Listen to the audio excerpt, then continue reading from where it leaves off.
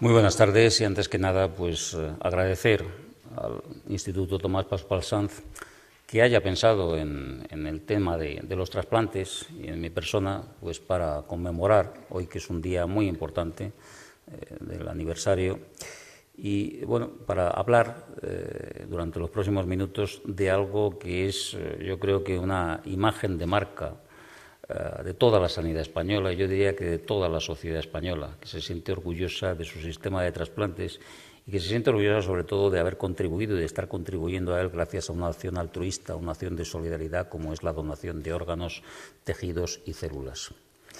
Bien, yo voy a describir lo que son los trasplantes,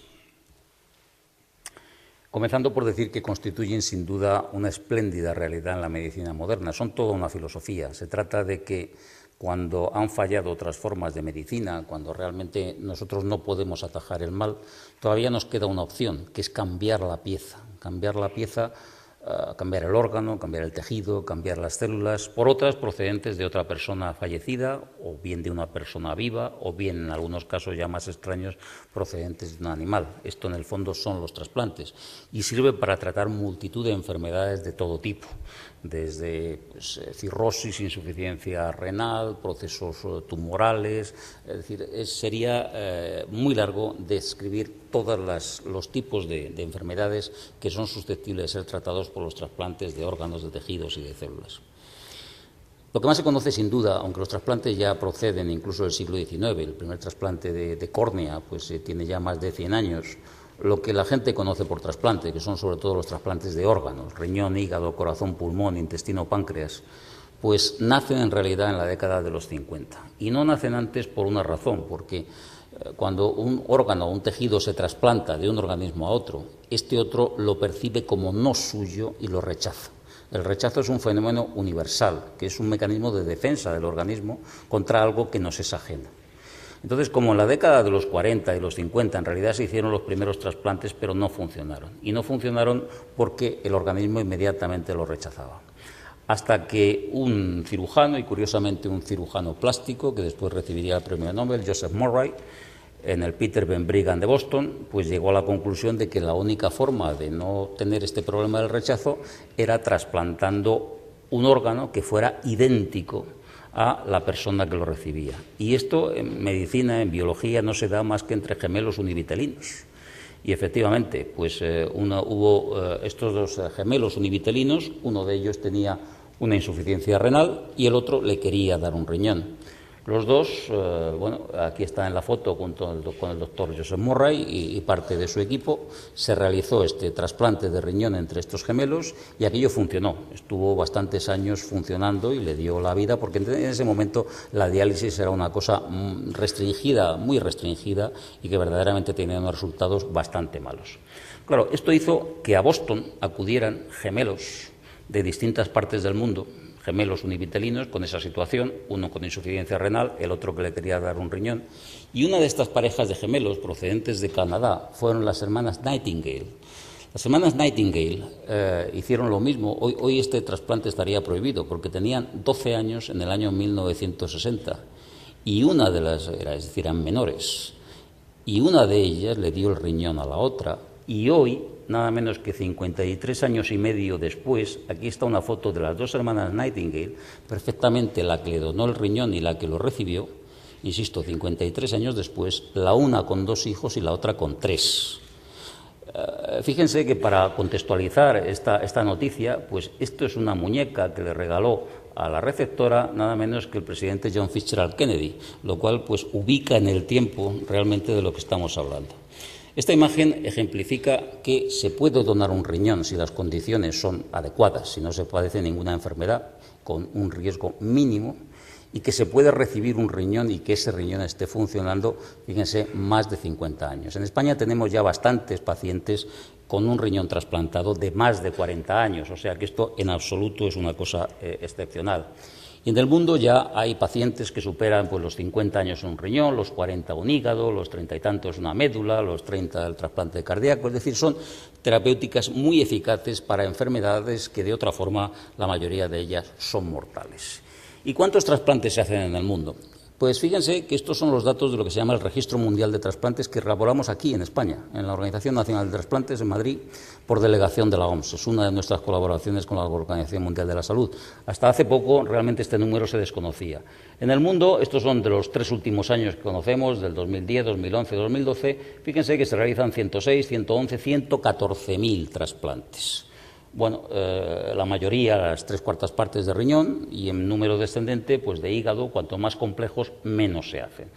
Riñón, hígado, corazón, pulmón, páncreas e intestino, que son los más complicados entre los trasplantes de órganos. Solamente un flash. Aunque el concepto de lista de espera no existe a nivel mundial, un cálculo estimativo cifraría que con los mismos criterios que se trasplantan en España en los órganos, no menos de 1 millón de personas se podrían beneficiar de un trasplante si hubiera órganos, si hubiera hospitales, si hubiera cirujanos, si hubiera todo lo necesario, que no los hay. Si se hacen 100.000, esto significa que solamente 1 de cada 10 personas que se puede beneficiar de un trasplante en el mundo finalmente lo logra. Y la desproporción oferta-demanda es enorme. Nosotros vivimos afortunadamente en un oasis, pero realmente esto no es la situación mundial. Es decir, el problema fundamental de los trasplantes es este. No hay órganos, no hay tejidos, no hay células para todo aquel que lo necesita.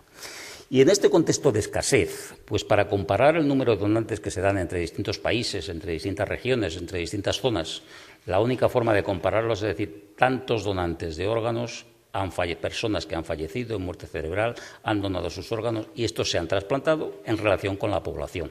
Es la única forma de comparar un país pequeño con un país grande. Bueno, pues en este contexto, España lleva liderando esta clasificación mundial de la solidaridad 22 años. Nosotros tenemos 35 donantes por millón, 35.1, la media de la Unión Europea son 19, Estados Unidos, que es el país que nos sigue, está en 25, Alemania está en 12, es decir, por cada donante que hay en Alemania nosotros tenemos 3, o Italia, o Canadá, o Australia, o el Reino Unido, es decir, las diferencias no son nada sutiles, son realmente enormes. Y claro, pues, ¿por qué ocurre esto? Bueno, pues nosotros en este año cumplimos 25 años. Realmente la ONT se crea en el año 1989, ahora tenemos un cuarto de siglo. Y cuando se crea la ONT, las cifras de donantes que había en España estaban en la parte media-baja de Europa, es decir, están como ahora están los países que tienen menos donantes de los importantes. Se crea la ONT, se empieza un enfoque completamente distinto de la donación y esta es la evolución del número de donantes y esta es la evolución del número de donantes por millón. El número de donantes ha seguido creciendo, pero la población también. En lo que va de siglo, la población española ha aumentado en 7 millones de habitantes, fundamentalmente por la inmigración. En consecuencia, en los últimos años pues estamos en eso, en 35, bueno, en una décima arriba, décima abajo. Y hemos pasado de 500 a cerca de 1.700 donantes. O sea, se ha multiplicado por más de 3 durante estos 25 años. Con una distribución por regiones, que es la que pueden ustedes ver aquí, en la que esta mancha en rojo significa las 5 regiones que lideran esta clasificación con mucha diferencia. Vean, Asturias, Cantabria, País Vasco, La Rioja y Castilla-León, pues realmente tienen cifras de donantes superiores a los 50. Les contextualizo otra vez. Alemania este último año ha tenido 11. Es decir, por cada donante que hay en Alemania, en Castilla y León hay 5. O sea, insisto, no son diferencias sutiles. Incluso las 3 comunidades que van a la cola, que este año han sido Extremadura, Navarra y Cataluña, pues la verdad es que superan con mucho la media europea, que es de 19. Todas están muy por encima y realmente las cifras pues están ahí. Incluso para que vean ustedes, les he traído, para comparación, cómo era España hace 25 años, el primer año en que tuvimos datos fidedignos, y las tasas de donación que tenían todas las comunidades. La mayoría estaban alrededor de 10. Fíjense ustedes, por ejemplo, Andalucía, pues se decía que no tenía más donantes por la concepción de los andaluces de la vida y de la muerte. Bueno, todo mentira. Andalucía multiplicado por 3. Castilla-La Mancha estaba en 1 donante por millón, hoy está en 35, ha multiplicado por 30 el número de donantes. Es decir, la evolución que ha tenido España en este tiempo ha sido realmente espectacular y lo que es más importante, en las 17 comunidades. No se trata de una sola, se trata realmente de todas. Y evidentemente, cuando esto ocurre así, si se multiplica el número de donantes, pues se multiplica el número de trasplantes. Esta es la evolución de los trasplantes de órganos. Ven ustedes que han pasado de 1.300 a 4.300 aproximadamente, o sea, se han multiplicado por más de 3. Esto en azul son riñón, hígado, corazón, pulmón, intestino, páncreas. Todo, pues la verdad es que sigue creciendo y este año hemos alcanzado pues cifras máximas en este campo.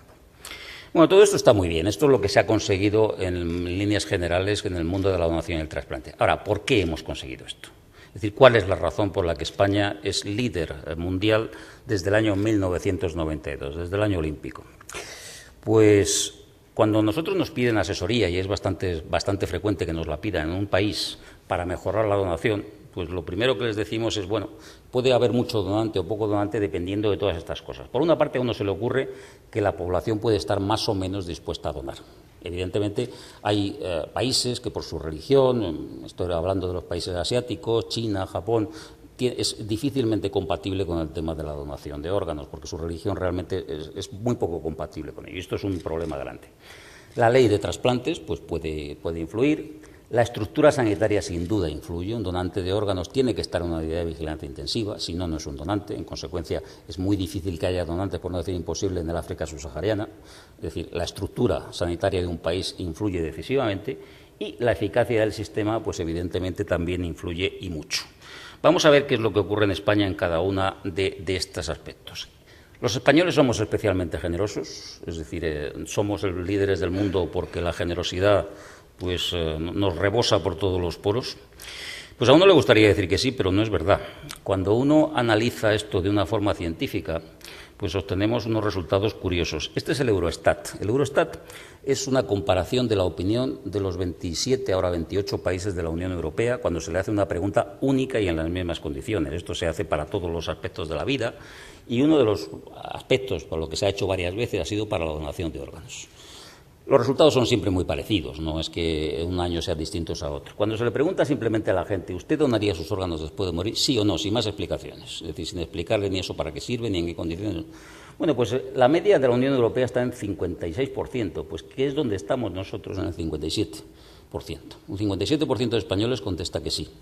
Pero claro, esto está a mucha distancia de los suecos o de los finlandeses, que contestan que sí un 81, un 70 y tantos %, y sin embargo tiene la tercera parte de donantes que nosotros.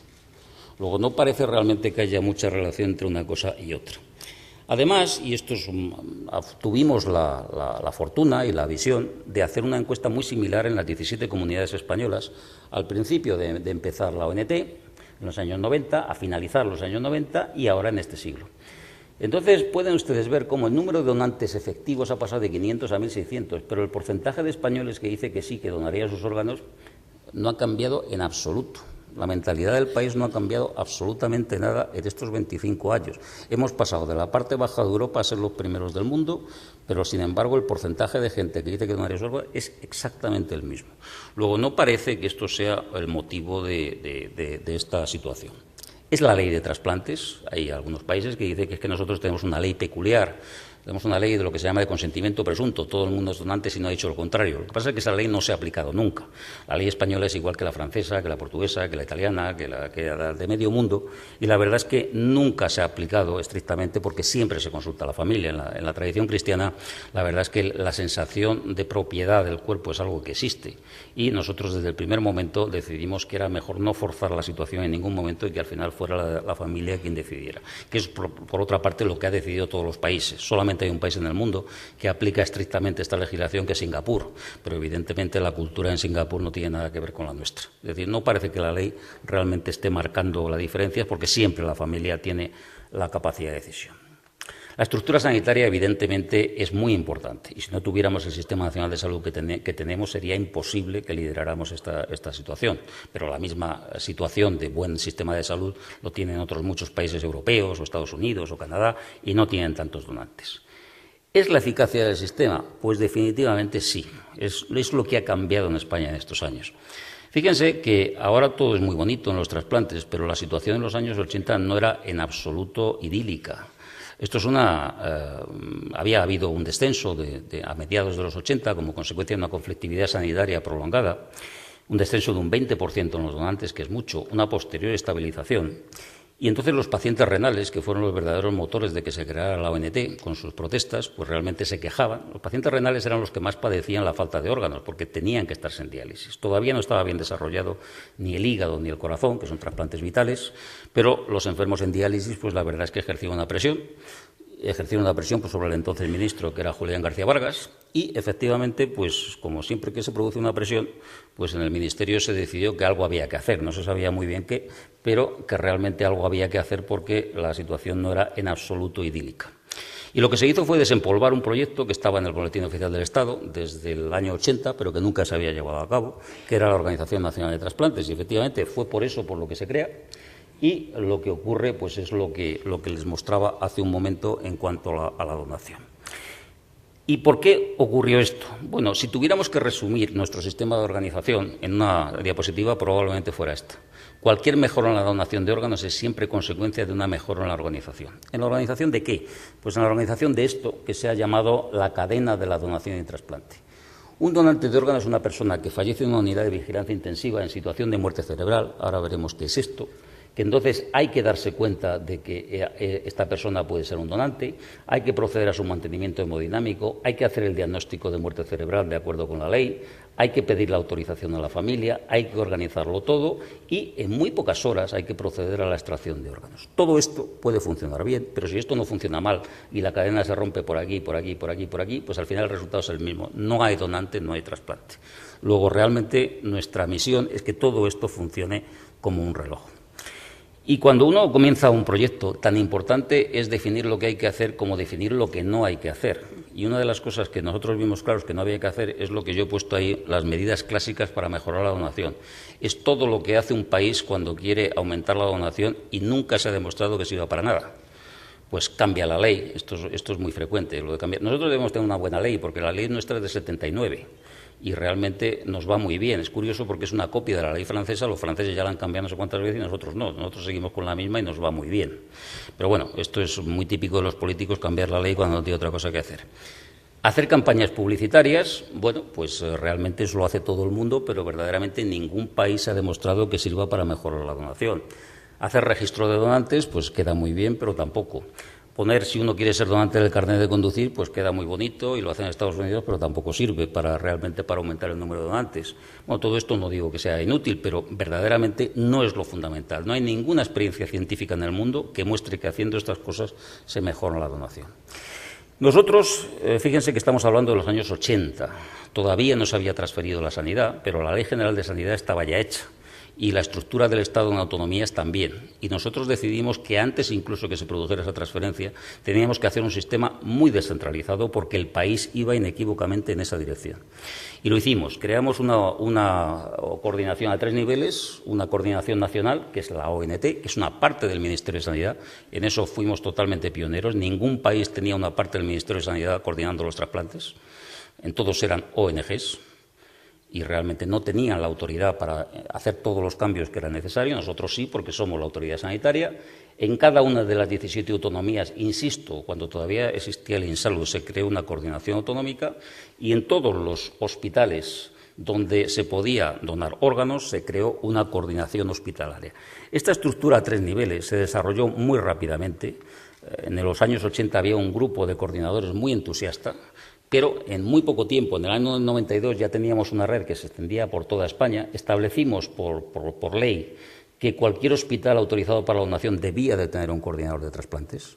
Y esto la verdad es que hizo que el modelo se extendiera muy rápidamente. Y hoy por hoy tenemos 187 hospitales que cubren todo el Estado y que con sus respectivos coordinadores de trasplantes. Nosotros no inventamos el coordinador, pero los coordinadores españoles no tienen nada que ver con los alemanes, con los norteamericanos o con los ingleses. Nuestros coordinadores son médicos intensivistas. ¿Por qué? Pues porque entendimos que realmente los donantes se producen en la UBI y allí hace falta tener un médico muy bien entrenado y que sea quien tiene que hacer todos los pasos, detectar al donante, hablar con la familia, proceder a hacer todo el proceso que les enseñaba hace un momento. Nuestros coordinadores en un 85% son intensivistas. Al principio eran nefrólogos. ¿Por qué? Pues porque en los años 80 el único trasplante que había era el de riñón, con lo cual los nefrólogos teníamos que buscarnos la posibilidad de tener órganos para trasplantar a nuestros pacientes, con lo cual nosotros mismos éramos los que pedíamos los órganos a los familiares, éramos los que hacíamos todos. Pero esto cuando empieza el trasplante de hígado o de corazón ya no tiene ningún sentido y por eso ya se hace de otra forma con una persona más especializada. Y Y además una cosa que vimos desde el primer momento y que nos enseñó mucho era esto que yo llamaba aquí el síndrome del coordinador quemado. Esto es lo que en la literatura anglosajona se conoce como el término de burnout, que naturalmente no es exclusivo ni de los coordinadores ni del personal sanitario, sino en general se produce en todas las profesiones. Lo que pasa es que el fenómeno era muy curioso, porque cuando poníamos un coordinador nuevo en un hospital, el número de donantes aumentaba inmediatamente. Después se estancaba, porque probablemente no había ya más posibilidades, y a partir de 2, 3, 4 años empezaba a caer. Y entonces el coordinador explicaba que es que la población no estaba concienciada, que es que tenía problemas con el director del hospital, que es que no sé qué, y la única posibilidad de arreglarlo era cambiar al coordinador. Y entonces se cambiaba el coordinador e inmediatamente el número de donantes volvía a crecer otra vez. Había una relación, una causa directa entre la persona que estaba allí, lo que hacía, y el número de donantes. Claro, hay que entender, pónganse ustedes en la piel del coordinador, que es una persona que en un gran hospital puede, durante 40, 50, 60 veces al año, pedir los órganos a una familia que ha perdido el hijo, la madre, el padre, etc. Eso, si no se es uno muy profesional, si no sabe cómo hacerlo, el hecho de que al final eso acabe minando todas sus posibilidades y acabe encontrando excusas para no pedir los órganos, pues eso es lo que ocurre así. Y esta es la causa por la que muchos países realmente han visto decrecer sus tasas de donación, porque siguen manteniendo los mismos coordinadores que hace 40 años, cuando empezaron. Y esto es un problema y un problema serio. Nuestros coordinadores están dentro de los hospitales y dentro de las UBIs, como les decía, son intensivistas. Tenemos un sistema de autoevaluación que los propios médicos, los propios intensivistas han evaluado así. Nosotros hemos analizado nada menos que 200 y pico mil, 206.000 fallecimientos en unidades de vigilancia intensiva. Es la mayor experiencia mundial, con gran diferencia. Está publicado en revistas de alto impacto de Estados Unidos y es un sistema de autoevaluación, un sistema de calidad que nos ha permitido detectar dónde hay un problema, en qué UV hay un problema, y entonces lo que hacemos es que mandamos a coordinadores intensivistas de otras comunidades españolas a ver qué es lo que ocurre allí, no con ánimo de criticar, sino con ánimo de hacer un análisis de qué es lo que está pasando y proponer una solución. O sea, este es un sistema que aceptan todas las comunidades, que vaya gente de otra parte de España, que lo evalúe, que haga un informe y que se encuentre la solución. El proceso que les estaba describiendo pues comienza cuando en una UBI un paciente ha fallecido o va a fallecer en situación de muerte encefálica. Y esto ocurre habitualmente tras un traumatismo craneoencefálico o bien un accidente cerebrovascular, un ictus, una hemorragia. Entonces, la situación de muerte encefálica supone la destrucción del sistema nervioso central, que es donde radica la vida. Entonces, la muerte encefálica existe porque existe la ventilación artificial. Desde que el mundo es mundo, la gente se ha muerto cuando se le ha parado el corazón, pero no se muere porque se para el corazón, sino porque a raíz de eso no llega oxígeno al cerebro. Pero la vida realmente está en el sistema nervioso central. Entonces, si esa persona está conectada a un respirador todavía durante unas horas, está latiendo el corazón, está llegando la sangre a sus órganos y es el único momento en que se puede realmente donar estos órganos. La muerte encefálica equivale desde el punto de vista científico, ético y legal a la muerte del individuo y es lo que permite que se realicen los trasplantes. Si esto no existiera, no serían posibles los trasplantes. Entonces, en esas pocas horas, que no suelen ser más allá de 6, 7 horas desde que se diagnostica la muerte hasta que se produce la extracción, pues hay que hacer el diagnóstico de muerte, hay que solicitar la autorización a la familia, hay que pedir permiso al juez si se trata de una muerte no médica, o por ejemplo un traumatismo. Hay que comunicar el donante a la Organización Nacional de Trasplantes, donde tenemos, y esto se hace tanto por vía telefónica como por vía telemática, con todas las características, pues se trata de un varón, de tantos años, de tal grupo sanguíneo, de tales analíticas, de tal radiografía, etcétera, etcétera. Nosotros tenemos en la ONT pues todas las listas de espera y los criterios de distribución de órganos. Entonces, simplemente aplicamos esos criterios. Por ejemplo, yo me reúno todos los años, esta misma mañana me he reunido con todos los equipos de trasplante cardíaco de España, la semana pasada me reuní con los pulmonares, la próxima me reuniré con los hepáticos, definimos lo que ha ocurrido, definimos los criterios de distribución y una vez que están definidos los criterios clínicos, los cruzamos con las comunidades autónomas. Y una vez que los clínicos y las comunidades han dado su aprobación, son los criterios que están vigentes todo el año y nosotros somos los encargados de que se cumplan a rajatabla, porque la confianza de la población depende de que se cumpla así. Entonces nosotros asignamos los distintos órganos, pues por ejemplo si un donante se da, vamos a suponer que en Zamora, pues perfectamente puede ser, pues el hígado puede venir un equipo de Madrid, pues el corazón puede venir un equipo de Barcelona, los pulmones un equipo de Galicia, los riñones pueden ser para Valladolid o para Salamanca, el páncreas para Salamanca. Bueno, nosotros lo que hacemos es organizar los viajes, todo tiene que confluir al mismo tiempo en ese hospital. Y una vez que han confluido ahí, si se trata de un donante joven que dona todos sus órganos, pues evidentemente luego tienen que volver cada uno a sus respectivos hospitales de origen, donde la otra mitad del equipo está preparando al receptor. Es decir, mientras se dice corazón válido, inmediatamente se está abriendo la caja torácica del receptor, con lo cual esto no admite fallos. O sea, esto no admite ni fallos ni retrasos. Al final, si todo funciona bien, pues hasta 5 o 6 enfermos pueden salvar su vida o mejorar la salud si hay una donación. Bueno, nosotros desde la ONT controlamos y dirigimos todo esto y fíjense ustedes que en un proceso como les acabo de describir, si se trata de una ciudad donde no hay equipo de trasplante, pueden participar no menos de 100 personas, porque son todos los cirujanos que van a extraer, todos los que se quedan en sus hospitales de origen, la gente de la ONT, aeropuertos, protección civil, ambulancias, policías. Bueno, realmente todo eso está ahí y todo eso está ahí todos los días. Y efectivamente, a veces es un solo donante, pero a veces se dan muchos donantes en un solo día. Yo ahora estaba mirando yo tengo en mi teléfono, recibo información online de todos los donantes que se producen en España. Hoy ha sido un día, o está siendo un día realmente de muchos donantes, de dónde se produce el donante y a qué hospitales realmente se va. Ha habido días, como por ejemplo este que les muestro aquí, que hubo 13 donantes en un día. No es el récord fueron 18 en un día. Pero fíjense ustedes que con 13 donantes en un día, todos estos estrellitas que ven ustedes aquí fueron los hospitales que participaron. 23 hospitales de 8 comunidades autónomas se trasplantaron todos estos pacientes, 2 en urgencia cero de hígado y corazón. Esto quiere decir que si no se hubiera encontrado el donante habrían fallecido ese mismo día o al día siguiente. Participaron 7 aeropuertos civiles y militares, que se abren muchas veces específicamente para los trasplantes, 6 compañías aéreas que nos ayudan pues, a transportar los órganos y lo que les decía, policías, 112, todo tipo de transporte. Bueno, 500 personas calculamos ese día. Pero fíjense ustedes que esto no es en absoluto excepcional. Y esto no son personas que están al servicio del sistema de trasplantes. Estos son cosas que están ahí y que funcionan de un país que funciona. Es decir, esto es porque, lo que les decía hace un momento, un fallo se traduce en vidas humanas, aquí no caben fallos. Y esto, insisto, está ocurriendo todos los días y todo el mundo sabe perfectamente lo que hay que hacer y en qué momento. Y para conseguir esto, pues esto no se improvisa. Nuestro modelo supone no dejar nada a la improvisación. Fíjense que nosotros tengamos mucho o poco, nuestros recursos los hemos dedicado a formar profesionales. Desde que iniciamos toda esta historia en el año 89-90, hemos formado a más de 15.000 profesionales. Si recuerdan ustedes la diapositiva de los coordinadores, contamos con un parque de coordinadores de unos 450 coordinadores, pero hemos formado a 15.000. Entonces la pregunta es, ¿a quién han formado?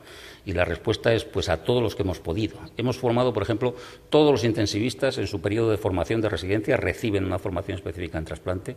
Todos los médicos de urgencia las están recibiendo porque son la llave para conseguir más donante. Estamos formando gente en entrevista familiar, estamos formando jueces, estamos formando forenses, estamos formando periodistas. Es decir, estamos formando a todas aquellas personas que nos pueden echar una mano en un momento determinado. De manera que un hospital, cuando hay una donación, no es solo el coordinador, es todo el hospital, todo el sistema realmente quien nos está ayudando. Nuestro sistema es un sistema de gestión que necesita pues, una financiación adecuada. Y nosotros en los 90 establecimos algo que fue fundamental, que es lo que se llamaba el reembolso hospitalario. ¿Qué significa esto? Bueno, nosotros tenemos 187 hospitales en estos momentos que con posibilidad de tener donantes. De ellos, los grandes hospitales, este es el Central de Asturias, los grandes hospitales con equipo de trasplantes, pues están interesados en tener donantes porque si no, no trasplantan, es que si no, no existiría el trasplante. Y de ellos obtenemos el 60% de nuestros donantes. Pero de los pequeños medianos, que son 120 y tantos, estamos obteniendo nada menos que el 40% de nuestros donantes. Fíjense ustedes que España, con 35 donantes, el 40% representa 14 por millón. Alemania, de todos sus hospitales, saca 11 por millón. Nosotros, en nuestros hospitales comarcales, tenemos más donantes que Alemania en todo su sistema sanitario. Luego, es necesario mimar a estos hospitales. Y en estos hospitales, cuando se produce una donación, pues la donación es altruista, pero evidentemente la extracción de órganos cuesta tener un quirófano abierto, cuesta material, cuesta personal, cuesta una serie de cosas. Luego, es muy importante que estos hospitales no pierdan dinero con la extracción, no deriven recursos que ellos van a utilizar para listas de espera, para intervenciones de cadera, Entonces, esto fue fundamental para sostener todo el sistema. Y realmente, pues antes el Gobierno central, ahora las autonomías, son las que establecen en los contratos de gestión con los hospitales una cantidad que es el equivalente a lo que gasta. Naturalmente no pueden hacer negocio con esto, pero ha sido muy importante para sostener todo el sistema. Y dedicamos mucho esfuerzo a la prensa. ¿Por qué? Antes les decía que las campañas no creemos en su eficacia, pero el demostrar a la población que todo esto es importante es fundamental. Y eso se consigue a través de la radio, a través de la televisión, a través de los medios a los que dedicamos mucho tiempo. Y hay una cosa que a mí sí me gustaría resaltar, y es que en el fondo la donación y el trasplante son un reflejo de nuestra sociedad. España es un país desarrollado, y entonces en un país desarrollado todas las muertes evitables se evitan. Y uno de los ejemplos más claros es los accidentes de tráfico. En los años 80, más de la mitad de los donantes eran por accidentes de tráfico. Incluso es posible que muchos de ustedes tengan todavía la idea de que un donante de órganos es un chaval joven que va en moto sin casco. Bueno, esto era verdad hace 30 años, ahora es una leyenda urbana, ahora esto no existe. Entonces, fíjense ustedes cómo, este es el número total de donantes por accidentes de tráfico, fíjense cómo la entrada en vigor de la Ley de Seguridad Vial ha hecho un descenso en cadena aquí del número total de accidentes y aquí del número total de donantes por accidentes de tráfico, que hoy no representan más que un 4%. Es decir, el número total de donantes por accidentes de tráfico es en estos momentos irrelevante. No es más que un 4% cuando llegó a ser, y aquí lo tienen ustedes, en el año 92 era de un 43%. O sea, hemos pasado del 43 al 4%.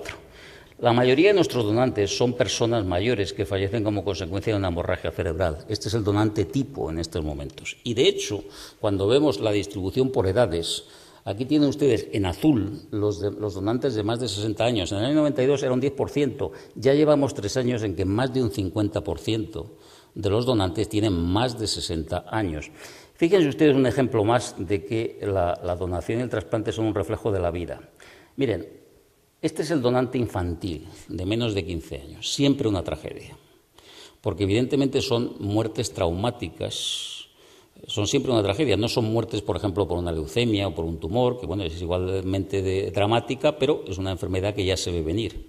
Fíjense ustedes cómo la introducción de la sillita de los niños ha hecho prácticamente desaparecer la mortalidad en este grupo de edad. Luego, este es otro ejemplo realmente de lo que se puede hacer cuando las cosas se hacen en serio.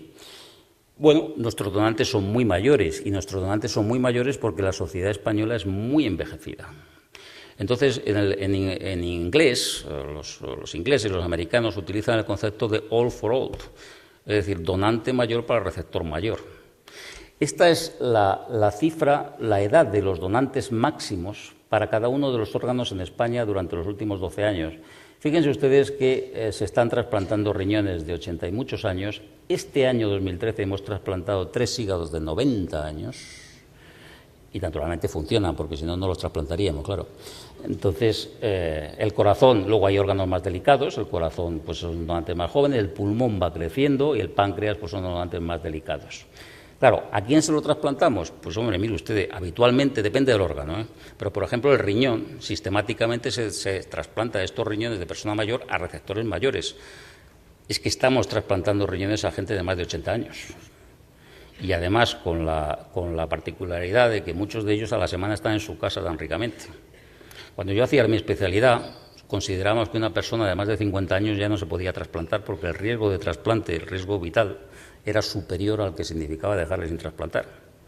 Insisto, hoy estamos trasplantando gente de 80 años y, lógicamente, lo trasplantamos con riñones mayores, porque el riñón, a partir de los 35 años, va perdiendo cada año un 1% de su función. Con lo cual, un riñón de 70 es medio de 30. No se puede trasplantar a un chico joven un riñón mayor, pero sí realmente sirve para satisfacer esta demanda. Luego, entonces, el modelo español de donación y trasplantes pues es un modelo de gestión que se basa en una red de coordinadores ajustada al sistema autonómico español a 3 niveles, nacional, autonómico y hospitalario, con un perfil especial. Son médicos, intensivistas, en su inmensa mayoría. Trabajan dentro de los hospitales y dentro de la UBI, con lo cual detectan al donante, no necesitan que nadie les llame porque hay un donante. Tenemos un programa de calidad, que es un audit de muerte encefálica, que ha permitido asentar el sistema. Tiene que estar necesariamente bien financiado porque si no el tema no funciona. dedicamos un gran esfuerzo a la formación de los profesionales y dedicamos mucha atención a los medios de comunicación. Todo esto, insisto, es un modelo integrado de gestión, es lo que se conoce internacionalmente como el modelo español de donación y trasplantes, y supone un enfoque absolutamente distinto a lo que se hacía en todos los países del mundo durante muchísimos años. Fíjense ustedes si es importante la figura del coordinador, que yo siempre digo que cuando hay pocos donantes nunca es por culpa de la población. Echarle la culpa a la población de que no está concienciada es un mal enfoque. Fíjense, esta es La Rioja, como ustedes saben, la comunidad más pequeña de España, 300 y pico mil habitantes, también una de las más ricas en renta per cápita como consecuencia del vino. Y en La Rioja tienen un grandísimo hospital, que es el San Pedro, pero con una cartera de servicios, es decir, con una serie de actividades bajas, porque la población no da para más. No tiene neurocirugía, no tiene una serie de cosas, y entonces cada vez que hay un accidente de tráfico o una hemorragia cerebral y necesita neurocirugía, se traslada pues a las comunidades vecinas, bien a Navarra, bien a Zaragoza, al País Vasco, bueno, a cualquiera de las comunidades vecinas. Entonces, en La Rioja, tradicionalmente había un donante al año, esto significa 3 por millón, 2 donantes al año, 7 por millón, y se decía, bueno, es que realmente los donantes riojanos se trasladan. Hasta que en el 2004 pues llega un intensivista joven, desarrolla un sistema de coordinación con el servicio de urgencias, se lo toma en serio y de repente 20 por millón, 30 por millón, 35 por millón, 74 por millón. Les recuerdo que la media española son 35 y todo esto sin neurocirugía. Este año, además de estos 74, en las comunidades vecinas efectivamente hubo como 5 o 6 donaciones de riojanos, o sea que al final hubo 90 y tantos por millón. Claro, realmente no es que viniera un virus que infundiera una epidemia de generosidad a todos los riojanos, lo único que cambió fue la persona y el sistema. Y esto tenemos ejemplos prácticamente en todas las comunidades. Es decir, esto es fundamental para entender lo que pasa y sobre todo para saber dónde hay que invertir en cada momento. Y fíjense ustedes lo que les decía anteriormente. Cuando uno observa lo que ocurre en la Unión Europea y se compara con los países con los que nos podemos comparar, que son países evidentemente de más de 30, de más de 40 millones de habitantes. No nos vamos a comparar con paisitos de 5 o 6 millones, porque evidentemente ahí las cosas pueden variar muchísimo, con un poco arriba, un poco abajo. Y en Europa eso ocurre con España, Francia, Italia, Reino Unido y Alemania. Son los 5 grandes países de Europa Occidental. Bueno, pues fíjense ustedes, las 2 causas fundamentales de muerte cerebral y, por lo tanto, de donantes, los accidentes de tráfico y los accidentes cerebrovasculares, las hemorragias. España solamente hay un país, que es el Reino Unido, que tiene menos accidentes de tráfico que nosotros, y solamente hay un país, que es Francia, que tiene menos accidentes cerebrovasculares que nosotros. España tiene un país muy desarrollado, que, insisto, evita todas las muertes evitables. Y a pesar de que, en teoría, con esta situación epidemiológica tendríamos que tener poco donante, el sistema es tan eficaz que tenemos muchísimo más que el resto. Por ejemplo, Portugal, que fue un país que ha copiado nuestro sistema, tiene unas tasas de accidentes de tráfico el doble que las nuestras. Con lo cual, lo lógico es que, aplicado el mismo sistema, un sistema similar, el número de donantes creciera, porque evidentemente se está aplicando a una población distinta. Bueno, esto lo que pone de manifiesto es que realmente estamos en una situación pues, de un país pues, con un sistema muy desarrollado y que funciona muy bien. Y fíjense que la crisis, que podía uno pensar que esto repercutiera sobre el sistema, ya ha visto que el número total de trasplantes y donantes no solamente no ha bajado, sino que ha subido. Pero es que hay un criterio de generosidad de la población que podíamos pensar también que lo afectara, y es las negativas familiares. El porcentaje de cada 100 familias a las que se le piden los órganos, ¿cuántas dicen que no? Bueno, pues en modo alguno ha subido. Estamos en mínimos históricos, de 15 por millón, de 15%, vean ustedes aquí, y que además exactamente igual en todos los últimos 3 años. Es decir, también la población está respondiendo muy bien. Y cuidado, porque no solamente es la población española de origen la que responde. Los emigrantes están contribuyendo casi con el 10% de los donantes, que es exactamente su peso poblacional en España. Es decir, el emigrante en su conjunto está donando los órganos exactamente igual que el nacido en España, lo cual es un buen síntoma de integración y es un buen síntoma de que las cosas se hacen bien. Miren ustedes, estos porcentajes que les decía de negativa familiar en el Reino Unido son de un 40%. Pero resulta que nosotros tenemos ya una experiencia muy amplia de ingleses fallecidos en España, segunda residencia, turistas, etc. Tenemos más de 200 donantes británicos en España. El índice de negativas familiares de los ingleses en España es de un 9%. Es decir, el inglés dona mucho más en España que en Inglaterra, probablemente porque el sistema sanitario le trate mucho mejor y porque además le piden los órganos mejor y en inglés. Claro, realmente tiene pocas otras explicaciones, porque esta experiencia la tenemos también con gente de Latinoamérica. En sus países de origen tienen unas negativas familiares de un 50-60%, y aquí donan como los españoles. Luego, no es un problema de cultura atávica, y esto es muy importante. No es eso, es otra cosa, es cómo se maneja la situación. Y hablar de trasplantes en España es hablar de cantidad, pero es también hablar de calidad. Este es un trabajo que es muy importante. Miren ustedes, aquí comparamos la supervivencia.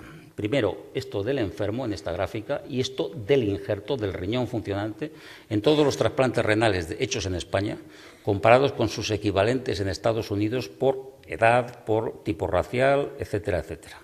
Bueno, pues a los 10 años, tanto en supervivencia del paciente como en supervivencia del riñón, España es 20 puntos superior a Estados Unidos. Cualquiera que esté acostumbrado a manejar gráficas de supervivencia sabe que 20 puntos no son una cosa sutil, no. Es una diferencia enorme. Y esto no se debe a que los cirujanos españoles coloquen mejor el riñón o a que tengamos medicamentos distintos. Tenemos los mismos medicamentos, la técnica quirúrgica es la misma. Esto se debe a que tenemos un sistema nacional de salud que cuida la evolución de todos esos pacientes, que les financia los medicamentos, que realmente tiene un cuidado que en Estados Unidos no disponen. Por ejemplo, la primera causa de pérdida de riñón en Estados Unidos es la no toma de medicación por falta de financiación. Pero bueno, pues con esto uno se da una idea de realmente lo que hemos conseguido y qué es lo que hay por ahí. Y bueno, yo creo que quizás desmonta unos cuantos mitos.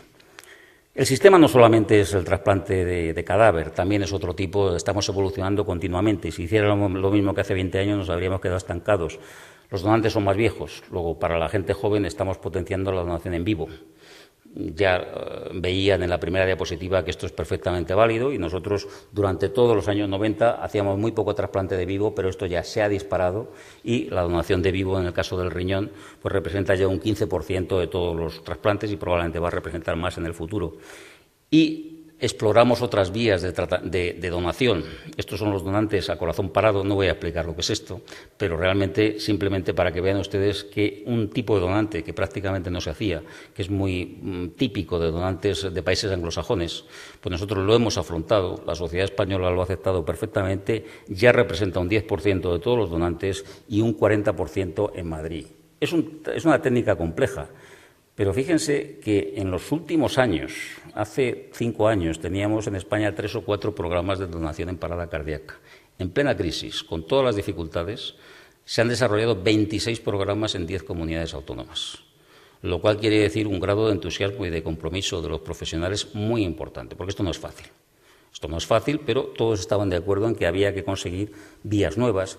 Y fíjense, eso es importante, que por ejemplo el riñón, que siempre es una de las cosas que más nos preocupa, pues aquí en esta gráfica vean cómo el donante clásico en muerte cerebral prácticamente está estancado, por eso que veíamos antes, porque hay menos accidentes de tráfico, hay una serie de cosas, pero entre el vivo y la parada cardíaca, pues resulta que el riñón sigue creciendo. Hemos conseguido que siga creciendo.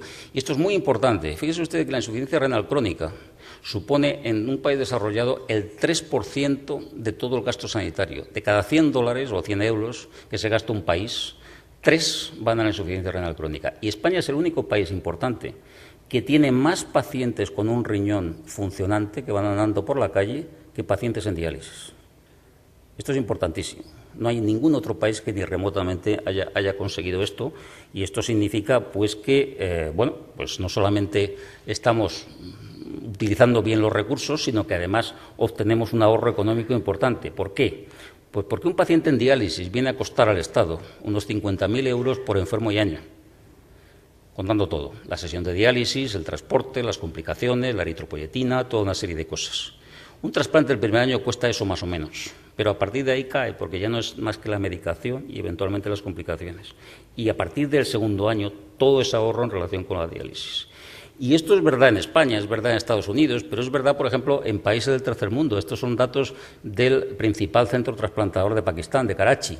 Y ven cómo, lo que les decía, pues el primer año un poquito más de coste, pero a raíz de ahí cae. y es mucho más barato que la diálisis. La supervivencia es mucho mayor con el trasplante y la calidad de vida, pues, ¿qué les voy a decir? Supone vivir normalmente o vivir ligado a una máquina 3 días a la semana.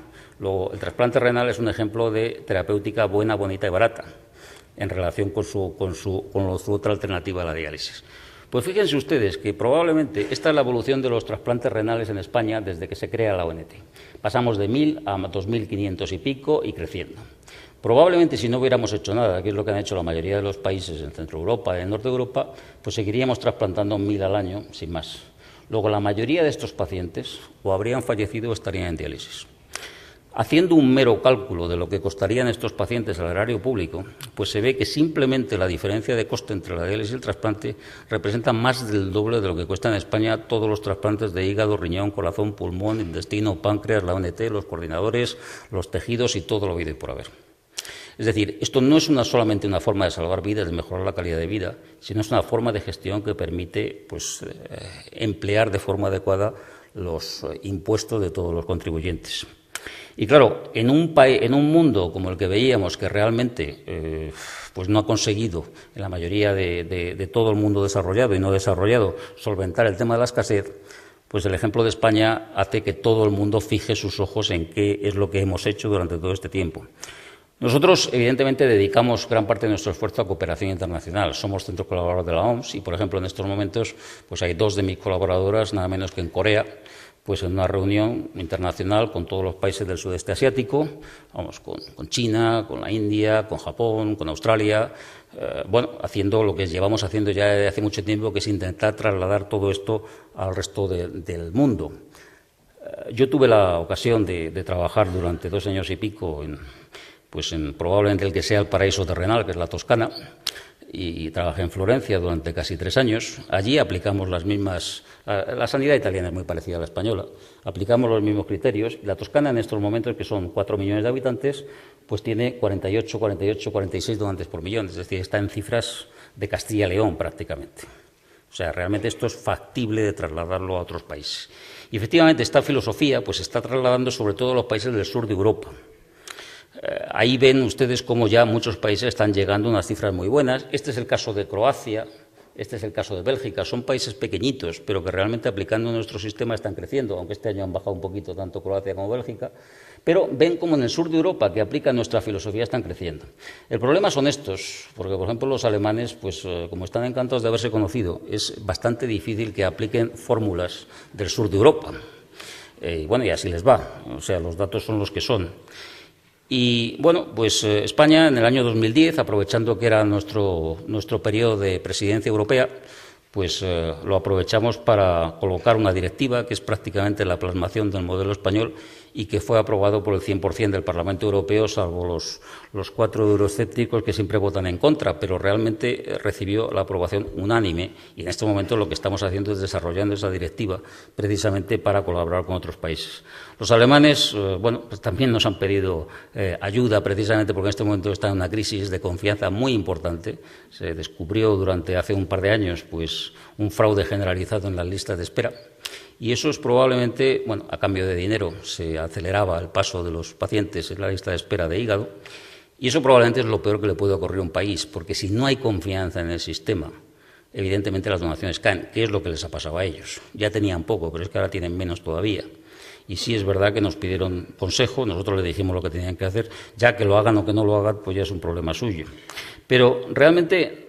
Insisto, nosotros colaboramos con medio mundo, pero probablemente en el lugar donde nos sentimos más a gusto y al que dedicamos más esfuerzo es en Latinoamérica, como es obvio por razones evidentes para todo el mundo. Yo tuve la fortuna, porque toda la directiva europea y todo eso se basa en la acción del Consejo de Europa, y yo tuve la fortuna de presidir la Comisión de Trasplante de ese Consejo durante 7 años. Y después, pues utilizamos esa experiencia para crear en América Latina algo parecido, que es el Consejo Iberoamericano de Donación y Trasplantes. Están los 21 países de habla española y portuguesa, nos reunimos periódicamente y una de las cosas que hacemos es formar profesionales. Aquí también hemos extendido la filosofía, los latinoamericanos vienen a España, reciben una formación durante 2 meses similar a la de los coordinadores españoles. Ahora, en estos días, están celebrando pues, cursos en Barcelona y en Granada, donde están los coordinadores españoles y los latinoamericanos, y después rotan por las 17 comunidades, bueno, cada uno en su hospital. Nuestros coordinadores ejercen de tutores. Hemos formado ya a todos estos, es decir, más de 325, con los de este año más de 350, en todos los países. Muchos de ellos ya son los responsables de trasplante de esos países o de algunos estados, de Brasil, de Argentina, de México, etcétera. Es decir, están trasladando todo nuestro modelo. Y América Latina es la única parte del mundo que está creciendo en donación. Ha crecido un 53% desde que empezamos este programa. Y fíjense ustedes que esto es para 500 millones de personas. Probablemente el modelo español ha salvado más vidas fuera de España ya que dentro. Es decir, esto realmente ha sido un esfuerzo enorme de cooperación de todo el sistema, de todas las comunidades, y precisamente por esta cooperación internacional, pues efectivamente recibimos en el 2010 el Premio Príncipe de Asturias, del cual evidentemente nos sentimos pues muy orgullosos, y como se ha dicho en la presentación, pues formamos parte de la marca España. Con independencia de lo que uno le parezca esto, lo cierto es que la ONT, nuestro sistema de trasplantes, es la marca española más conocida, probablemente la única en el ámbito sanitario, que es conocida en los 5 continentes. Es decir, vayas donde vayas, realmente el sistema español de trasplantes, que es un prototipo de nuestro sistema sanitario y es una insignia, pues es conocida por parte de todos. Y no solamente sirve para eso, y ya pues acabo con esto. Fíjense en esta diapositiva. Aquí tenemos las 17 comunidades que tienen un numerito, cada una de ellas. El primero son los órganos que esa comunidad ha enviado fuera. El segundo son los órganos que ha recibido de otras comunidades. Hasta un 22,5% de los trasplantes que se hacen en España se hacen con órganos procedentes de otras comunidades. Hay comunidades como Madrid, como Cataluña, como Cantabria, como Galicia, que reciben más órganos de los que envían. Y hay otras que, en cambio, pues proporcionan órganos y sus pacientes van a los centros a las comunidades donde hay más centros de referencia, que son estas, las que están en azul, Madrid, Cataluña, Cantabria, etcétera. Pero al final hay una cosa muy clara: ninguna comunidad en España por sí sola conseguiría ni de lejos los resultados cuantitativos y cualitativos que consigue estando dentro del Estado. Es decir, esto es un ejemplo de cohesión de todo nuestro sistema sanitario y probablemente de todo el país. Y esto, insisto, es muy importante porque es un valor más que añade el sistema de trasplantes a nuestra vida diaria. Y fíjense ustedes, esta es una diapositiva sacada de un trabajo de Estados Unidos del 2005. Las cifras ya no están actualizadas, probablemente sean mucho mayores. Esto compara la supervivencia de los pacientes que han recibido un órgano con esos mismos pacientes si no hubieran sido trasplantados. En el caso del riñón, lo compara con la diálisis. Fíjense solamente en una cosa. Cuando hay una persona joven que fallece, dona sus órganos y estos son trasplantados a 5 o 6 pacientes, se están ganando nada menos que 56 años de vida.